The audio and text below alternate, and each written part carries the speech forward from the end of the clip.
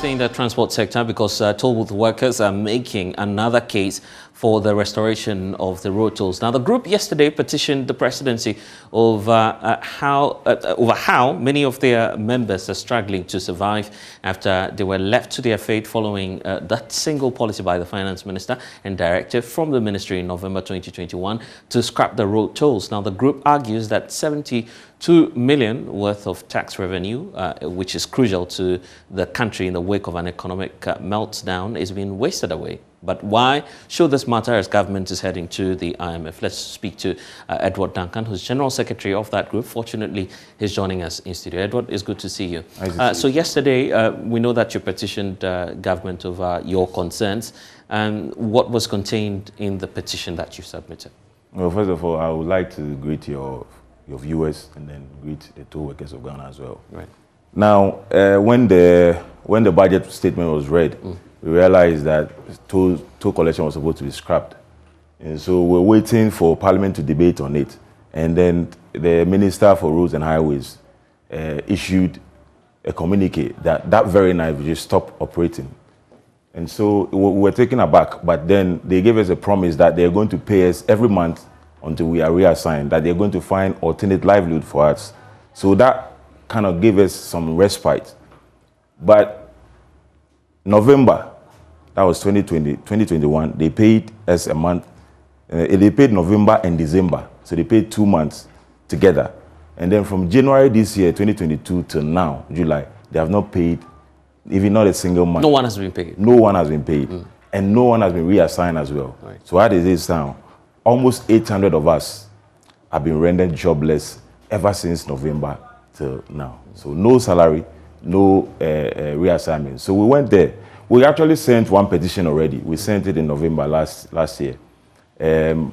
But we didn't get any favorable response. So we decided to send another one. And this time around, petition the president himself, His Excellency, because we felt that the people that we've engaged so far have not given us any results. So we feel like the buck stops with the president. So we should give another petition to the president, which we passed through the Minister of Roads and Highways to the president. So when we went to Parliament yesterday, we gave copies to the leadership of Parliament, including the Speaker, the Deputy, the majority and the minority side. We got kind of like a little assurance. We were told You mean that, yesterday? Yeah, yesterday. When you sent yeah. Even though it wasn't, if you read from what was said, they said that we have brought a petition the first time. And they feel like because we have brought this one means that they didn't work on the first petition. Okay. To our satisfaction. So they are not going to wait for us to bring a third petition. So they will do something about it. That's it. But are you really conscious of the implications of what you are asking for? Basically, you are asking that Ghanaians would have to pay e-levy, and then when your job is restored, it will obviously mean that we'll have to start paying road tolls again. It may have some implication on even transport fares, for instance, because the drivers may now go back to charging more. Yeah, I know. But the government has to they are the economic managers of the country. They have to do that. Look, you've let go of almost 800 people. And it's not just us, it's our dependents. Right. It's those who do economic activities in and around those areas. So you're talking about the thousands, who have been rendered jobless. And no money has been paid to your group? No, nothing at all. So, even in as much as there are so many taxes that the citizens, they pay. Right. Normally, not everybody would like to pay. People don't like to pay taxes, right. But it's something that is kind of like a necessary evil. We need that. I guess you're making that call simply because it involves your job as well, but we'll get into the details. Let's speak to Kwame Evans Agboja, who's the Member of Parliament for Adaklu constituency and also ranking on the Transport Committee. Thank you, sir, for your time. So we have the toll workers with us. They are raising concerns about how government has not paid their members for so many months now. And if we're to grant their desires, that would mean that the road tolls would have to come back. So how do we get a good balance in the wake of this controversy? Thank you very much, and good evening to your cherished viewers. I was enjoying the conversation with my good friend Ochima Boaji and Doc. Right. IMF staff. It's quite interesting when NPP claims that the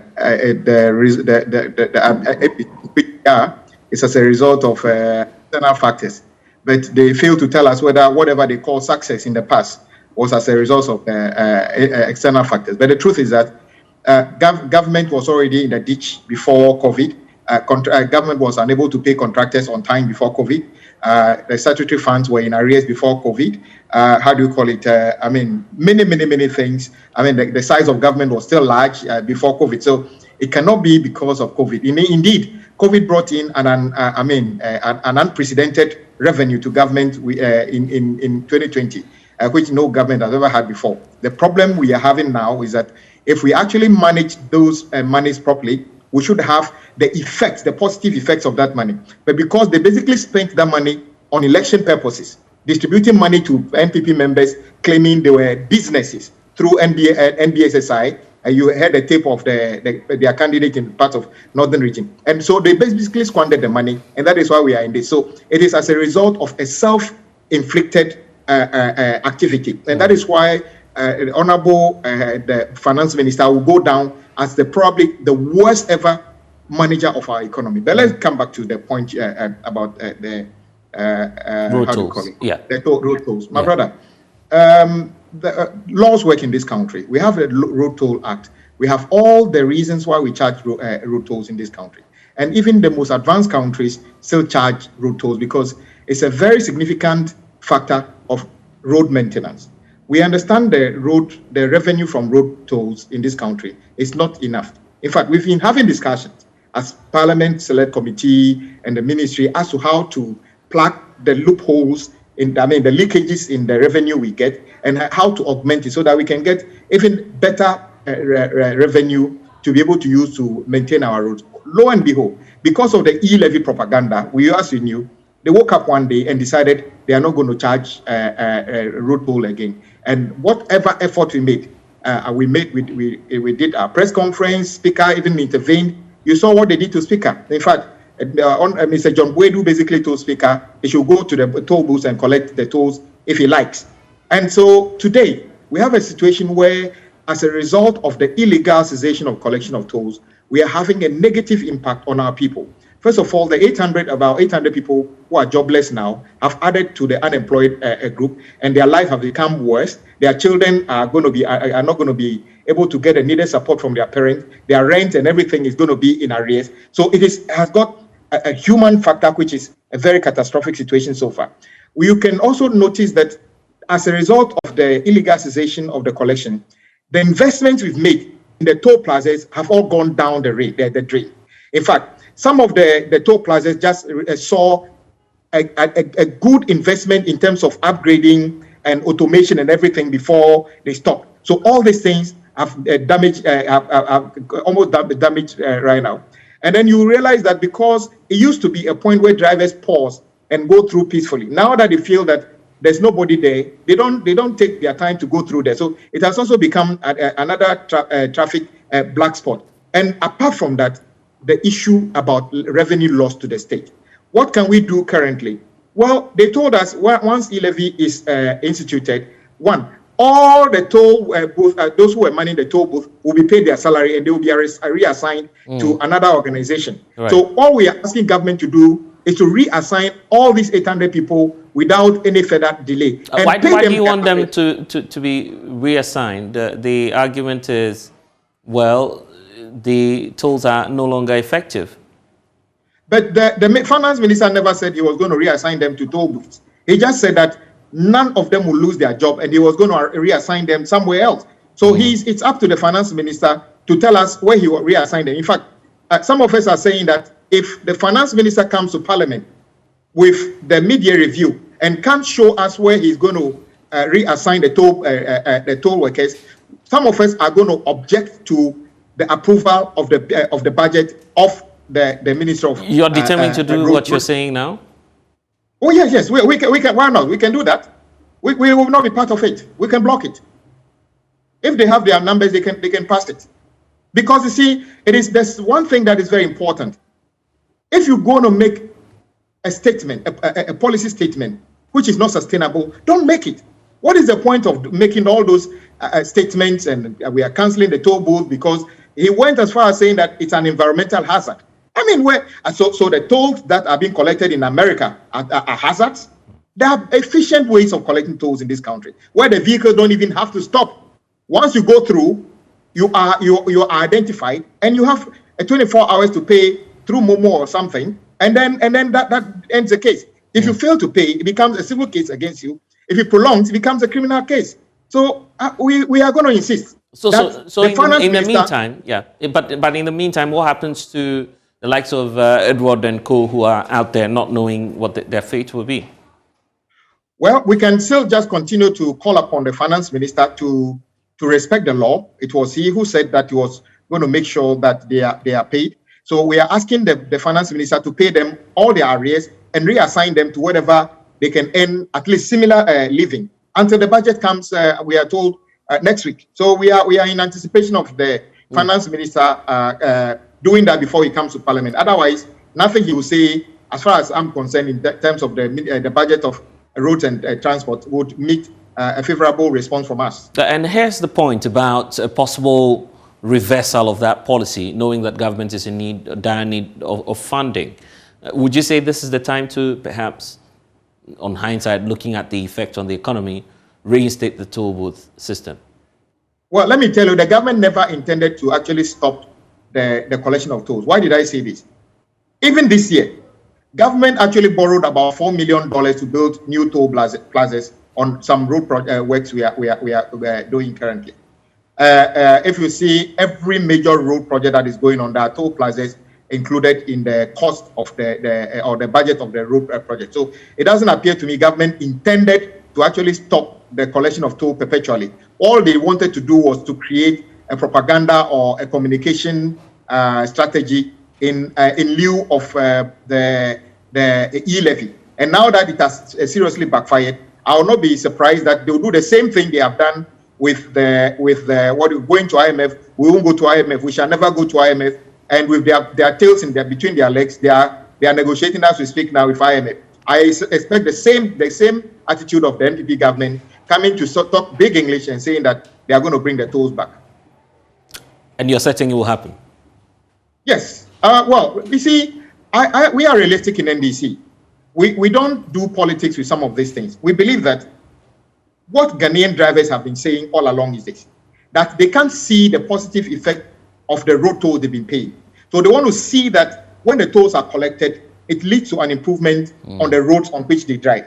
So once we can prove that we have collected the tolls and the finance minister doesn't take half of that money through capping and use it for consumption, but we leave that money and make it available for the road ministry to pay for the services of road maintenance, Ghanaian drivers will not be angry. And indeed, I've said, I don't think any Ghanaian will be crying for somebody driving a V8 if you are asked to pay 2 cedi, 3 cedi to drive on a toll road. Nobody is going to be crying for you. But we have to be sure that whatever increase there is does not affect the trotro and the public transport that the bulk of our people take. And that can be done. So we are in anticipation that the government will respect the law and pay all the arrears to the former toll workers and reassign them and be clear to Ghanaians what they want to do with the toll plazas going forward. Honorable Abuja, I'm grateful so much for your time. Let's wrap up with